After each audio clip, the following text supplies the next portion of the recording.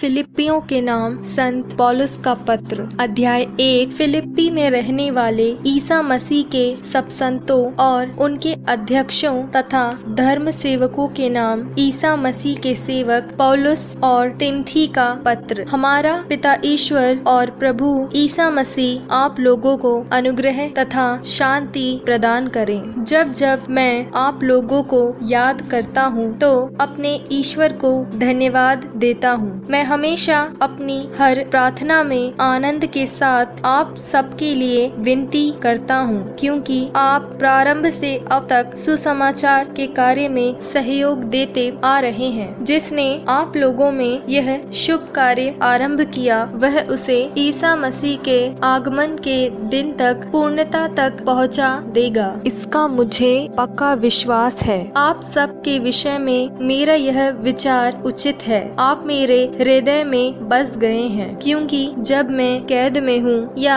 अदालत में सुसमाचार की सच्चाई का साक्ष्य देता हूँ, तो आप सब मेरे सौभाग्य के सहभागी हो जाते हैं। ईश्वर जानता है कि मैं ईसा मसीह के प्रेम से प्रेरित होकर आप लोगों को कितना चाहता हूँ। ईश्वर से मेरी प्रार्थना यह है कि आपका प्रेम, ज्ञान तथा हर प्रकार की अंतर्दृष्टि में बढ़ता जाए, जिससे जो श्रेय है आप उसे पहचाने और प्यार करें। इस तरह आप लोग मसीह के आगमन के दिन पवित्र तथा निर्दोष होंगे और ईश्वर की महिमा तथा प्रशंसा के लिए ईसा मसीह के द्वारा परिपूर्ण धार्मिकता तक पहुंच जाएंगे। भाइयों, मैं आप लोगों को बता देना चाहता हूं कि मुझ पर जो बीता है वह सुसमाचार के प्रचार में बाधक नहीं बल्कि सहायक सिद्ध हुआ। राजभवन और जनसाधारण में यह बात अब सब जगह फैल गई है कि मैं मसीह के कारण बंदी हूँ। अधिकांश भाइयों को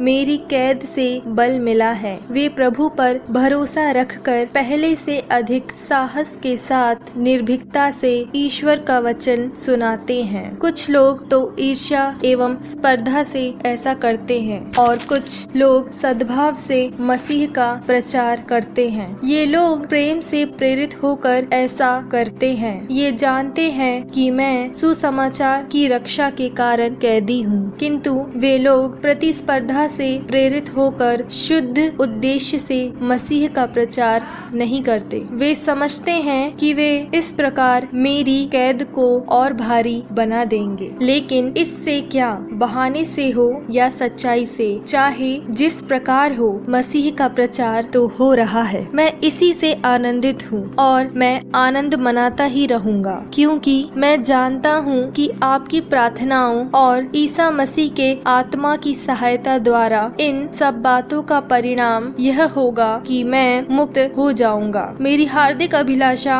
और आशा यह है कि चाहे मैं जीवित रहूं या मरूं, मुझे किसी बात पर लज्जित नहीं होना पड़ेगा और मसीह मुझ में महिमान्वित होंगे। मेरे लिए तो जीवन है मसीह और मृत्यु है उनकी पूर्ण प्राप्ति, किंतु यदि मैं जीवित रहूं तो सफल परिश्रम कर सकता हूं। इसलिए मैं नहीं समझ पाता कि क्या चुनूं। मैं दोनों ओर खिंचा हुआ हूं। मैं तो चल देना और मसीह के साथ रहना चाहता हूं। यह निश्चय ही सर्वोत्तम है, किंतु शरीर में मेरा विद्यमान रहना आप लोगों के लिए अधिक हितकर है। मुझे पक्का विश्वास है कि मैं आपके साथ रहकर आपकी सहायता करूंगा, जिससे आपकी प्रगति हो और विश्वास में आपका आनंद बढ़े। इस प्रकार जब मैं फिर आपके यहाँ आऊंगा तो आप मेरे कारण ईसा मसीह पर और भी गौरव कर सकेंगे। आप लोग एक बात का ध्यान रखें, आपका आचरण मसीह के सुसमाचार के योग्य हो।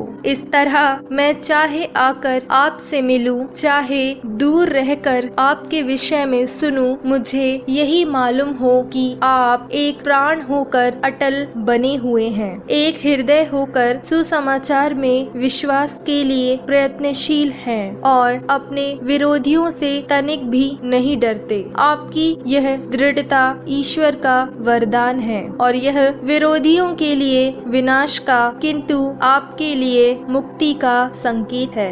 आप लोगों को न केवल मसीह में विश्वास करने का बल्कि उनके कारण दुख भोगने का भी वरदान मिला है। अब आप भी उस संघर्ष में लगे हुए हैं जो आपने मुझे करते देखा और जिसमें मैं अब भी लगा हूँ, जैसा कि आप सुनते होंगे। अध्याय 2। यदि आप लोगों के लिए मसीह के नाम पर निवेदन तथा प्रेम पूर्ण अनुरोध कुछ महत्व रखता हो और आत्मा में सहभागिता, हार्दिक अनुराग तथा सहानुभूति का कुछ अर्थ हो, तो आप लोग एक चित्त, एक हृदय तथा एकमत होकर प्रेम के सूत्र में बंध जाएं और इस प्रकार मेरा आनंद परिपूर्ण कर दें। आप दलबंदी तथा मिथ्याभिमान से दूर रहें। हर व्यक्ति नम्रता पूर्वक दूसरों को अपने से श्रेष्ठ समझे। कोई केवल अपने हित का नहीं बल्कि दूसरों के हित का भी ध्यान रखे। आप लोग अपने मनोभावों को ईसा मसीह के मनोभावों के अनुसार बना लें। वह वास्तव में ईश्वर थे और उनको पूरा अधिकार था कि वह ईश्वर की बराबरी करें। फिर भी उन्होंने दास का रूप धारण कर तथा मनुष्यों के समान बनकर अपने को दीनहीन बना लिया और उन्होंने मनुष्य का रूप धारण करने के बाद मरण तक, हाँ क्रूस पर मरण तक आज्ञाकारी बनकर अपने को और भी दीन बना लिया। इसलिए ईश्वर ने उन्हें महान बनाया और उनको वह नाम प्रदान किया जो सब नामों में श्रेष्ठ है, जिससे ईसा का नाम सुनकर आकाश, पृथ्वी तथा अधोलोक के सब निवासी घुटने टेकें और पिता की महिमा के लिए सब लोग यह स्वीकार करें कि ईसा मसीह प्रभु हैं। प्रिय भाइयों, आप लोग सदा मेरी बात मानते रहें। अब मैं आप लोगों से दूर हूँ, इसलिए जिस समय मैं आपके साथ था उससे कम नहीं बल्कि और भी अधिक उत्साह से आप लोग डरते कांपते हुए अपनी मुक्ति के कार्य में लगे रहें। ईश्वर अपना प्रेम पूर्ण उद्देश्य पूरा करने के लिए आप लोगों में सदिच्छा भी उत्पन्न करता और उसके अनुसार कार्य करने का बल भी प्रदान करता है। आप लोग भुनभुनाएं और बहस किए बिना अपने सब कर्तव्य पूरा करें, जिससे आप निष्कपट और निर्दोष बने रहें और इस कुटिल एवं पथभ्रष्ट पीढ़ी में ईश्वर की सच्ची संतान बनकर आकाश के तारों की तरह चमकें और संजीवन शिक्षा प्रदर्शित करते रहें। इस प्रकार मैं मसीह के आगमन के दिन इस बात पर गौरव कर सकूंगा कि मेरी दौड़ धूप, मेरा परिश्रम व्यर्थ नहीं हुआ। यदि मुझे आपके विश्वास रूपी यज्ञ और धर्म सेवा में अपना रक्त भी बहाना पड़ेगा तो मैं आनंदित होऊंगा और आप सबके साथ आनंद मनाऊंगा। आप भी इसी कारण आनंदित हो और मेरे साथ आनंद मनाएं। मुझे प्रभु ईसा में आशा है कि मैं निकट भविष्य में तिमोथी को आपके यहाँ भेजूंगा। आप लोगों के विषय में समाचार जानकर मुझे सांत्वना मिलेगी। मेरे पास कोई ऐसा व्यक्ति नहीं है जो तिमोथी के समान सच्चे हृदय से आप लोगों के कल्याण का ध्यान रखेगा। सब ईसा मसीह का नहीं बल्कि अपना हित खोजते हैं, किंतु तिमोथी का चरित्र आप लोग जानते हैं। जिस तरह कोई पुत्र अपने पिता के अधीन रहकर काम करता है, उसी तरह उन्होंने सुसमाचार की सेवा में मेरा साथ दिया है। मैं आशा करता हूँ कि ज्यों ही मुझे मालूम हो जाएगा कि मेरे साथ क्या होने वाला है, मैं तिमोथी को तुरंत आपके पास भेजूंगा। फिर भी मुझे प्रभु पर भरोसा है कि मैं भी शीघ्र ही आऊंगा। मैंने अपने भाई, सहयोगी और संघर्ष में अपने साथी एपाफ्रोदितुस को आपके पास भेजना आवश्यक समझा। आप लोगों ने उसे मेरी आवश्यकताओं को पूरा करने के लिए अपने प्रतिनिधि के रूप में मेरे पास भेजा था। वह आप सबको देखने के लिए उत्सुक था और इसलिए भी व्याकुल था कि आप लोगों को उसकी बीमारी का पता चला था। वास्तव में वह बहुत बीमार था और मरते मरते बचा, किंतु ईश्वर को उस पर तरस हो आया, और उस पर ही नहीं बल्कि मुझ पर भी, जिससे मुझे दुख पर दुख ना सहना पड़े। मैं इसलिए भी उसे भेजने को उत्सुक हूँ कि आप उसके दर्शनों से आनंदित हों और मेरी चिंता भी कम हो। आप प्रभु में आनंद के साथ उसका स्वागत करें। आपको ऐसे लोगों का सम्मान करना चाहिए। उसने मसीह के कार्य के लिए मृत्यु का सामना किया और अपने जीवन को जोखिम में डाला, जिससे वह मेरे प्रति वह सेवा कार्य पूरा करे जिसे आप लोग स्वयं करने में असमर्थ थे।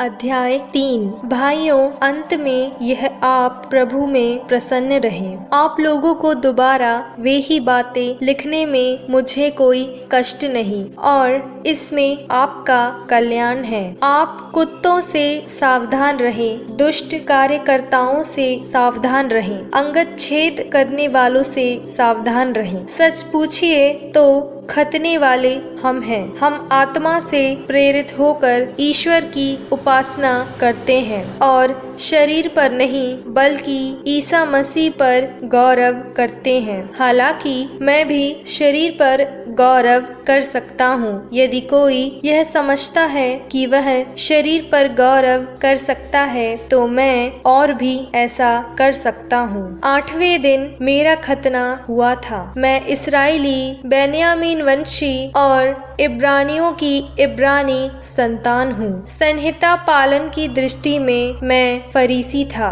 मेरा धर्मोत्साह ऐसा था कि मैंने कलीसिया पर अत्याचार किया। संहिता पर आधारित धार्मिकता की दृष्टि में मैं निर्दोष था, किंतु मैं जिन बातों को लाभ समझता था उन्हें मसीह के कारण हानि समझने लगा हूँ। इतना ही नहीं, मैं प्रभु ईसा मसीह को जानना सर्वश्रेष्ठ लाभ मानता हूँ और इस ज्ञान की तुलना में हर वस्तु को हानि ही मानता हूँ। उन्हीं के लिए मैंने सब कुछ छोड़ दिया है और उसे कूड़ा समझता हूँ, जिससे मैं मसीह को प्राप्त करूँ और उनके साथ पूर्ण रूप से एक हो जाऊं। मुझे अपनी धार्मिकता का नहीं, जो संहिता के पालन से मिलती है, बल्कि उस धार्मिकता का भरोसा है जो मसीह में विश्वास करने से मिलती है, जो ईश्वर से आती है और विश्वास पर आधारित है। मैं यह चाहता हूँ कि मसीह को जान लूं, उनके पुनरुत्थान के सामर्थ्य का अनुभव करूं और मृत्यु में उनके सदृश बनकर उनके दुख भोग का सहभागी बन जाऊं, जिससे मैं किसी तरह मृतकों के पुनरुत्थान तक पहुंच सकूं। मैं यह नहीं कहता कि मैं अब तक यह सब कर चुका हूं या मुझे पूर्णता प्राप्त हो गई है, किंतु मैं आगे बढ़ रहा हूं ताकि वह लक्ष्य मेरी पकड़ में आए जिसके लिए ईसा मसीह ने मुझे अपने अधिकार में ले लिया। भाइयों, मैं यह नहीं समझता कि वह लक्ष्य अब तक मेरी पकड़ में आया है। मैं इतना ही कहता हूँ कि पीछे की बातें भुलाकर और आगे की बातों पर दृष्टि लगाकर मैं बड़ी उत्सुकता से अपने लक्ष्य की ओर दौड़ रहा हूँ, ताकि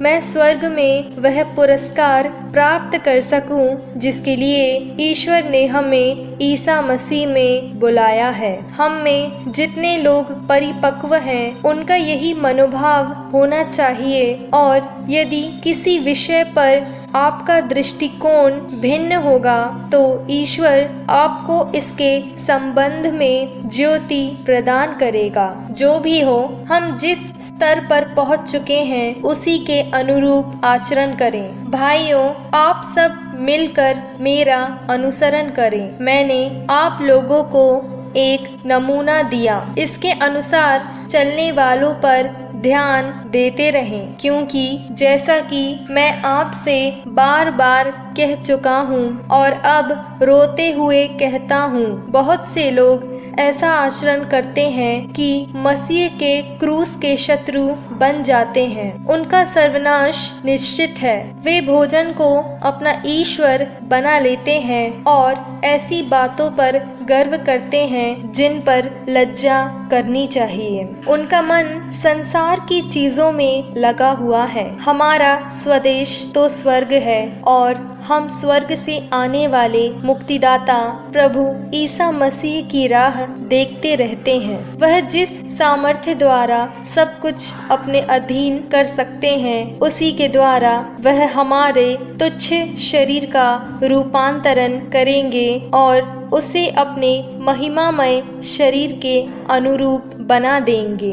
अध्याय 4। इसलिए मेरे प्रिय भाइयों, प्रभु में इस तरह दृढ़ रहिए। प्रिय भाइयों, मुझे आप लोगों से मिलने की बड़ी इच्छा है। आप मेरे आनंद और मेरे मुकुट हैं। मैं युवोदिया और सुन्तुखे दोनों से अनुरोध करता हूँ कि तुम प्रभु में समझौता कर लो। सुजोगे, मैं तुमसे अपने सच्चे साथी से प्रार्थना करता हूँ कि तुम इन दोनों की सहायता करो। इन्होंने क्लेमेंट और मेरे अन्य सहयोगियों सहित जिनके नाम जीवन ग्रंथ में हैं, सुसमाचार के प्रचार में मेरे साथ कठोर परिश्रम किया। आप लोग प्रभु में हर समय प्रसन्न रहें। मैं फिर कहता हूँ, प्रसन्न रहें। सब लोग आपकी सौम्यता जान जाएं। प्रभु निकट है। किसी बात की चिंता ना करें। हर जरूरत में प्रार्थना करें और विनय तथा धन्यवाद के साथ ईश्वर के सामने अपने निवेदन प्रस्तुत करें, और ईश्वर की शांति जो हमारी समझ से परे है, आपके हृदयों को और विचारों को ईसा मसीह में सुरक्षित रखेगी। भाइयों, अंत में यह जो कुछ सच है, आदरणीय है, जो कुछ न्याय संगत है, निर्दोष है, जो कुछ प्रीतिकर है, मनोहर है, जो कुछ उत्तम है, प्रशंसनीय है, ऐसी बातों का मनन किया करें। आप लोगों ने मुझसे जो सीखा, ग्रहण किया, सुना और मुझ में देखा, उसके अनुसार आचरण करें, और शांति का ईश्वर आप लोगों के साथ रहेगा। मुझे प्रभु में इसलिए बड़ा आनंद हुआ कि मेरे प्रति आप लोगों का प्रेम इतने दिनों के बाद फिर पल्लवित हुआ। इससे पहले भी आपको मेरी चिंता अवश्य थी, किंतु उसे प्रकट करने का सुअवसर नहीं मिल रहा था। मैं यह इसलिए नहीं कह रहा हूँ कि मुझे किसी बात की कमी है, क्योंकि मैंने हर परिस्थिति में स्वावलंबी होना सीख लिया है। मैं दरिद्रता तथा संपन्नता दोनों से परिचित हूँ, चाहे परितृप्ति हो या भूख, समृद्धि हो या अभाव। मुझे जीवन के उतार चढ़ाव का पूरा अनुभव है। जो मुझे बल प्रदान करते हैं, मैं उनकी सहायता से सब कुछ कर सकता हूँ। फिर भी आप लोगों ने संकट में मेरा साथ देकर अच्छा किया। फिलिपियों, आप लोग जानते हैं कि अपने सुसमाचार के प्रचार के प्रारंभ में जब मैं मकेदुनिया से चला गया तो आप लोगों को छोड़कर किसी भी कलीसिया ने मेरे साथ लेन देन का संबंध नहीं रखा। जब मैं थेसलनीक में था तो आप लोगों ने मेरी आवश्यकता पूरी करने के लिए एक बार नहीं बल्कि 2 बार कुछ भेजा था। मैं दान पाने के लिए उत्सुक नहीं हूँ। मैं इसलिए उत्सुक हूँ कि हिसाब में आपकी जमा बाकी बढ़ती जाए। अब मुझे किसी बात की कमी नहीं, मैं संपन्न हूँ। एपाफ्रोदितुस से आपकी भेजी हुई वस्तुएं पाकर मैं समृद्ध हो गया हूँ। आप लोगों की यह भेंट एक मधुर सुगंध है, एक सुग्राह्य बलिदान जो ईश्वर को प्रिय है। मेरा ईश्वर आप लोगों को ईसा मसीह द्वारा महिमान्वित कर उदारता पूर्वक आपकी सब आवश्यकताओं को पूरा करेगा। हमारे पिता ईश्वर को अनंत काल तक महिमा। आमीन। ईसा मसीह के सहभागी प्रत्येक संत को नमस्कार। जो भाई मेरे साथ है और सभी संत विशेषकर कैसर के कर्मचारी आप लोगों को नमस्कार करते हैं। हमारे प्रभु ईसा मसीह की कृपा आप लोगों पर बनी रहे।